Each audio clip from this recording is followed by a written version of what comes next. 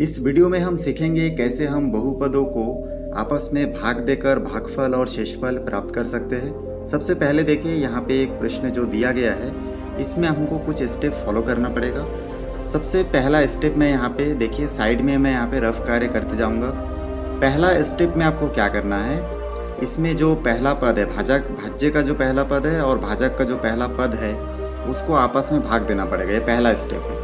तो चलिए पहला स्टेप को हम लोग फॉलो करते हैं। तो भाज्य का जो पहला पद है वो है आपका 2y3 और भाजक का पहला पद आपको क्या दिख रहा है, y दिख रहा है। इन दोनों को भाग देने से आपको देखिए यहाँ से कितना प्राप्त हो जाएगा, 2y², क्योंकि यहाँ पे एक y के साथ एक y क्या हो गया, कैंसिल हो गया। तो यहाँ पे 2y² बचा। ये पहला स्टेप है। और दूसरे स्टेप में आपको क्या करना है, जो पहला स्टेप का जो आंसर प्राप्त हुआ है, इस आंसर के साथ आपको भाजक के पूरे जितने भी भाजक दिख रहा है आपको y+1, इस पूरे को क्या करना है, इस प्रकार से गुना करना है। तो यहाँ पे आपको कितना प्राप्त हो जाएगा, 2y3 प्लस 2y²। इस 2y के साथ कोष्टक के अंदर y+1 को गुना कर दिए तो हमको इतना प्राप्त हुआ। तो ये दो स्टेप हम लोग फॉलो किए। पहला स्टेप में जो हमको प्राप्त हुआ उसको हम लोग इस प्रकार से ऊपर नोट कर देंगे, 2y²। और दूसरे स्टेप में जो हमको प्राप्त हुआ उसको हम लोग इस प्रकार से नीचे नोट करेंगे। तो यहाँ पे इस लाइन को मिटा देता हूँ। यहाँ पे देखें नीचे नोट करेंगे हम लोग 2y³ प्लस 2y²। बस इस दो स्टेप को हम लोग बार बार फॉलो करेंगे और हमारा गणित जो है वो बन जाएगा। अब देखिए उसके बाद यहाँ पे 2y³ के सामने कुछ नहीं है तो प्लस है, तो यहाँ पे माइनस कर दीजिए। और 2y² के सामने यहाँ पे प्लस दिख रहा है तो नीचे माइनस कर दीजिए। एक लाइन खींचिए और उसके बाद देखिए यहाँ पे स्टार्टिंग वाला हमेशा कैंसिल हो जाएगा, यहाँ से ये वाला, क्योंकि ये एक प्लस में और एक माइनस में तो कैंसिल हो गया। सेकेंड नंबर में हम लोग देखेंगे कि इसमें जो है आपका 4 और 2y² दिख रहा है यहाँ पे आपको। तो यहाँ पे देखिए 4y के सामने क्या दिख रहा है आपको, प्लस दिख रहा है। और 2y² क्या में हो चुका है, माइनस में। तो प्लस और माइनस में क्या होता है, तो प्लस और माइनस में आपका होता है, प्लस माइनस में होता है माइनस। मतलब 4 में से 2 माइनस होगा। तो यहाँ पे हमारे सामने आंसर कितना आ जाएगा, देखिए हमारे सामने आ जाएगा 2y²। और उसके बाद जो बचा हुआ है उसको भी हम लोग नोट करेंगे यहाँ पे, प्लस 3y+1। तो इस प्रकार बहुत आसानी से हम लोग नोट कर दिए।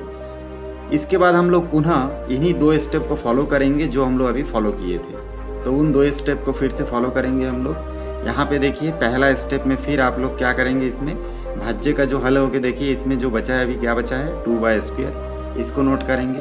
तो 2y² के साथ हम लोग फिर क्या करेंगे, भाजक का पहला पद को भाग दे देंगे। तो यहाँ से हो जाएगा y, और इसमें फिर सॉल्व करेंगे। तो यहाँ से देखिए ये y के साथ y कैंसिल हो जाएगा, एक y बचा, मतलब यहाँ पे खाली 2 और y बचा है। तो इस 2y को पहला स्टेप हो गया। और दूसरा स्टेप में क्या करते हैं हम लोग, ये जो 2y है जो आंसर आया है उस आंसर के साथ भाजक को गुना कर देंगे। तो यहाँ पे हो जाएगा y+1। तो इस प्रकार से हम लोग इसको गुना करेंगे तो हो जाएगा 2y² प्लस, और यहाँ पे हमको कितना प्राप्त हो जाएगा, 2y का 2y। तो पहला स्टेप में जो हमको प्राप्त हुआ है उसको हम लोग ऊपर लिखते हैं। तो यहाँ पे ऊपर देखिए क्या लिखेंगे, 2y लिखेंगे। और 2y के सामने कुछ भी नहीं है, साइन क्या डाल सकते हैं, प्लस। और दूसरे स्टेप में जो प्राप्त हुआ उसको हम लोग नीचे लिखेंगे, 2y² प्लस 2y। उसके बाद 2y के सामने कुछ नहीं है तो यहाँ पे हो जाएगा, प्लस है तो माइनस हो जाएगा और प्लस है तो माइनस हो जाएगा। यहाँ पे फिर से लाइन खींचेंगे। और उसके बाद देखिए स्टार्टिंग वाला हमेशा कैंसिल हो जाता है, क्योंकि एक प्लस में एक माइनस में होता है। यहाँ पे देखिए 3y के सामने क्या दिख रहा है आपको, प्लस दिख रहा है। 2y के सामने आपको माइनस दिख रहा है, तो प्लस माइनस में माइनस होगा। 3 में से 2 माइनस होगा तो 1 बचेगा। तो इस प्रकार से हम लोग खाली y लिख सकते हैं, 1y लिखने की आवश्यकता नहीं है। और इसके बाद देखिए आखिरी में क्या बचा, +1, इसको भी नोट करेंगे। उसके बाद हम लोग इन्हीं दो स्टेप को फिर फॉलो करेंगे। तो पहला स्टेप में फिर देखिए अब भाज्य का क्या बचा है, y बचा है, तो y लिखेंगे यहाँ पे। और भाजक का क्या बचा है, यहाँ पे पहला पद देखिए y बचा है, तो इस y को लिखेंगे। दोनों कैंसिल हो जाएगा तो यहाँ पे 1 बचेगा। दूसरे स्टेप में क्या करेंगे, ये जो पहला स्टेप में आंसर प्राप्त हुआ, इस आंसर के साथ भाजक को क्या करूँगा, भाजक को गुना कर दूंगा।